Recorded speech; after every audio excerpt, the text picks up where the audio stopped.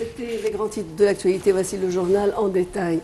Le président Fattah al-Sisi a inspecté aujourd'hui les travaux de construction d'un certain nombre de routes et d'axes routiers au Grand Caire. Le porte-parole de la présidence de la République, l'ambassadeur Bassem Radi, a déclaré que le président al-Sisi a inspecté les travaux de modernisation de l'axe Gamal Abdel Nasser, l'une des artères les plus vitales du Nouveau Caire et de l'Est du Caire qui s'étend jusqu'à la nouvelle capitale administrative. Le porte-parole de la présidence de la République a ajouté que l'axe de Gamal Abdel Nasser est d'environ 11 km de long et de 45 mètres de large et comprend 6 voies dans chaque direction. Après le développement, le chef de l'État a examiné les travaux sur le chantier et a prêté audition aux explications des travailleurs, enjoignant de prendre en compte le respect des normes mondiales dans la modernisation de l'axe de Gamal Abdel Nasser, y compris les travaux de la planification de la circulation pour assurer la fluidité de la circulation et du trafic. Ces dernières années, l'Égypte a réussi à appliquer un programme national remarquable d'amélioration et d'élargissement du réseau routier dans tout le pays. C'est grâce aux directives du président Fattah al-Sisi qu'a été accomplie ces énormes réalisations au niveau du développement des routes en Égypte et de l'infrastructure routière.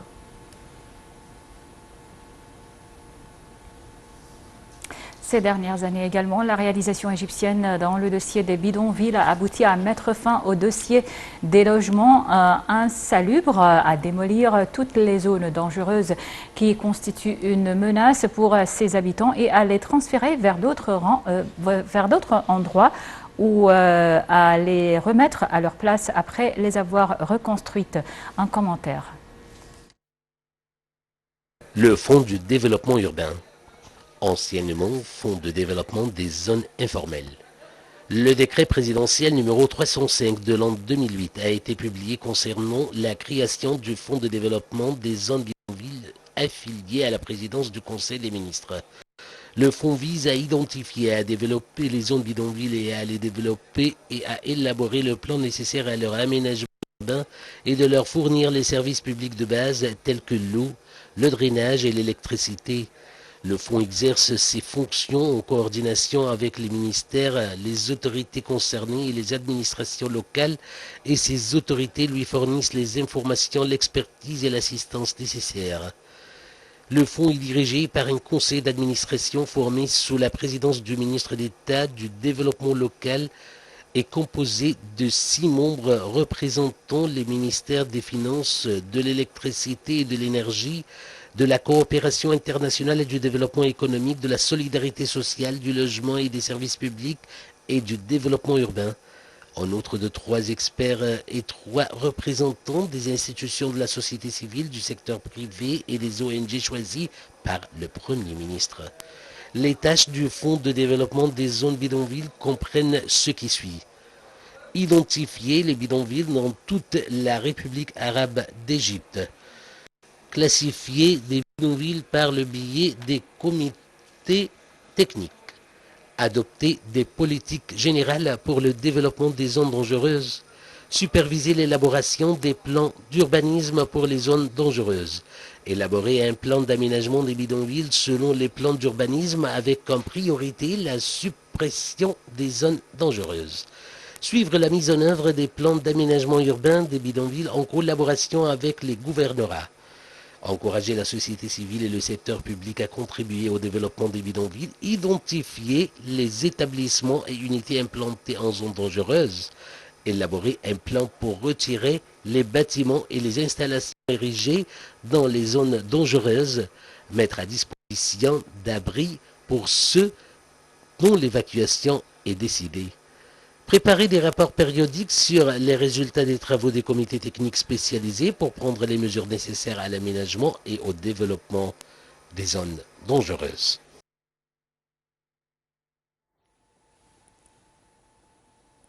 Investir dans le capital humain, changer complètement le visage de la campagne égyptienne, remodeler la carte de l'Égypte, redistribuer les potentialités économiques sur l'ensemble du territoire national et améliorer le niveau de vie des gens tout en préservant la dignité du simple citoyen.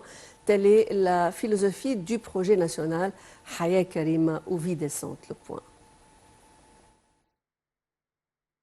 L'initiative Vie décente, lancée par le président Abdel Fattah el-Sisi le 2 janvier 2019, vise à améliorer la qualité de vie des catégories les plus nécessiteuses à l'échelle nationale, ainsi que le niveau des services quotidiens fournis aux citoyens, surtout dans les villages. Ce projet de grande envergure vise à améliorer en 3 ans le niveau de vie, les infrastructures et les services de base de plus de 4000 villages, couvrant 58% de la population égyptienne, avec des investissements qui dépassent les 800 milliards de livres égyptiennes. Cette initiative, Vie décente, a pu conjuguer les efforts de plus de 20 ministères et organismes et de 33 associations de la société civile pour que ce projet colossal voie le jour. Ce projet a pu également créer des milliers d'emplois pour plusieurs jeunes de plusieurs gouvernorats et a pu profiter de leurs idées, exploiter leurs capacités et leurs compétences. Tout d'abord, ce projet national a fixé son plan. Des plans de mise en œuvre ont ensuite été élaborés en coopération avec les agences gouvernementales et la société civile. Les jeunes de Vie décente étaient à nouveau présents pour présenter les étapes d'avancement en toute transparence à la société. L'initiative a fixé le développement humain à tous les niveaux comme son objectif principal. Par conséquent, elle a impliqué toutes les agences gouvernementales et la société civile pour réaliser les buts escomptés. Plusieurs initiatives et projets qui s'intègrent pour atteindre ces objectifs ont été lancés, dont Logement décent, qui vise à améliorer l'infrastructure des logements et le réseau d'égouts, la construction des toits et d'autres mesures qui ont créé de nombreux emplois directs pour les habitants de ces villages. Le projet Logement décent, supervisé par le ministère de la Solidarité sociale, consiste à réhabiliter ou à construire des logements décents pour tous ceux qui en sont privés. L'initiative Wasl el Khir s'est quant à elle focalisée sur la fourniture de toutes sortes de nourriture, d'argent et de soutien médical aux groupes les plus vulnérables pendant le mois de Ramadan et pendant toute l'année, surtout après la décision du président Abdel Fattah el-Sisi de prolonger l'initiative. Rehausser le niveau culturel des familles dans les villages les plus nécessiteux est aussi une priorité à réaliser. Le ministère de la Culture tient sans cesse à fournir des services culturels adéquats. Quant aux projets de santé et d'éducation, ils sont également en tête des priorités afin de fournir des soins de santé, des opérations chirurgicales aux personnes handicapées. Plusieurs hôpitaux et unités de santé ont été créés dans les villages ciblés. Les écoles ont vu augmenter le nombre de classes. De nouvelles écoles ont été créées pour augmenter les capacités éducatives des villages, de l'initiative dans le souci de rapprocher les écoles des élèves. Tout comme l'initiative s'est intéressée au développement de nombreuses installations gouvernementales, à l'implantation et au développement des centres de jeunesse et des unités vétérinaires dans les villages. Le secteur de la santé figure en tête des priorités de l'État. Plusieurs initiatives ont été lancées à cet égard, des initiatives visant à améliorer la santé du citoyen égyptien. Tout de suite le point. Les initiatives présidentielles qui ont débuté en fin de 2017 sont étroitement liées à l'initiative de développement de la famille égyptienne et visent à améliorer la santé des citoyens. C'est ce qu'a dit le ministre de l'Enseignement supérieur et de la Recherche scientifique, Khaled Abdel Ghaffar, également ministre par intérim de la Santé et de la Population. Le ministère de la Santé participe au projet national de développement de la famille à tous les niveaux, y compris l'économie, les services, la transformation numérique, la culture, la sensibilisation et l'éducation, a signalé M. Abdel Ghaffar lors d'un séminaire organisé dans le cadre du lancement du projet national de développement de la famille égyptienne.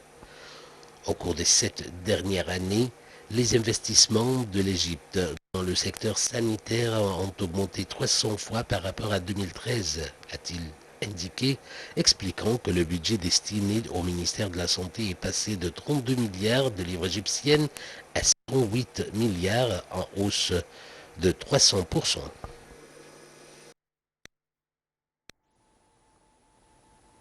L'État égyptien a renforcé sa place sur les cartes des destinations touristiques préférées au niveau mondial grâce à la formulation et à la mise en œuvre de plans et de mécanismes stratégiques visant à accroître la compétitivité du secteur du tourisme, également à promouvoir le patrimoine culturel, historique et civilisationnel égyptien et à optimiser les destinations touristiques. C'est ce qu'a affirmé le service d'information du gouvernement.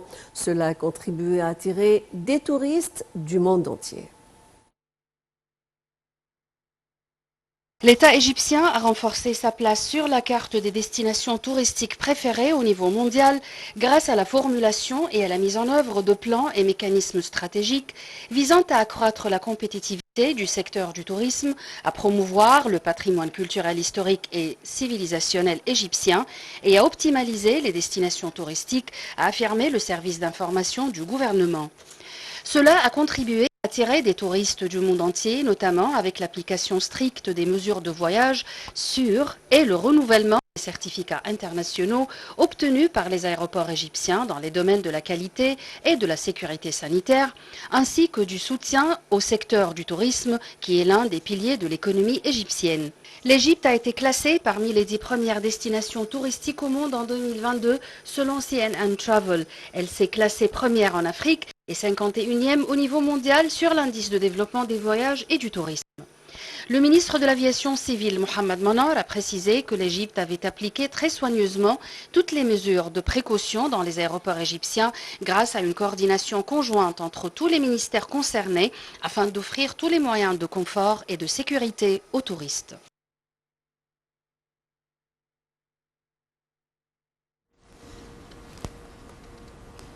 La COP27 va jouer les prolongations jusqu'à demain pour d'ultimes négociations afin de sortir de l'impasse sur le financement par les pays riches des dégâts climatiques déjà subis par les pays pauvres et sur la réaffirmation des ambitions climatiques.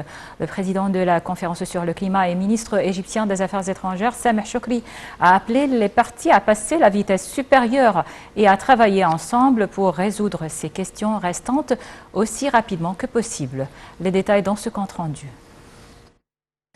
Je suis toujours préoccupé par le nombre de questions non résolues, notamment sur les finances, l'atténuation, réduction des émissions de gaz à effet de serre, les pertes et dommages, dégâts déjà causés par le changement climatique, a lancé vendredi aux délégués réunis en plénière le président de la conférence sur le climat, Sameh Choukri.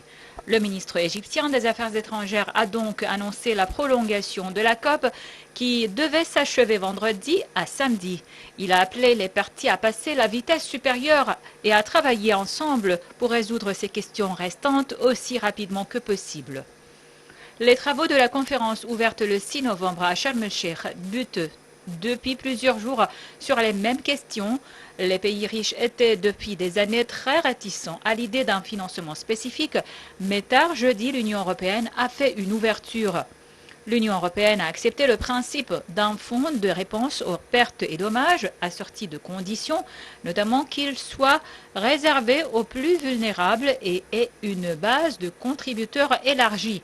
En d'autres termes, des pays émergents disposant de moyens conséquents comme la Chine. Les Européens réclament dans le même temps la réaffirmation d'objectifs forts en matière de réduction des émissions de gaz à effet de serre visant à limiter le réchauffement. Reste à connaître la position des États-Unis, première puissance économique et deuxième pollueur mondial, jusqu'à présent opposée à l'idée d'un fonds spécifique, ainsi que celle de la Chine, premier pollueur et deuxième puissance économique.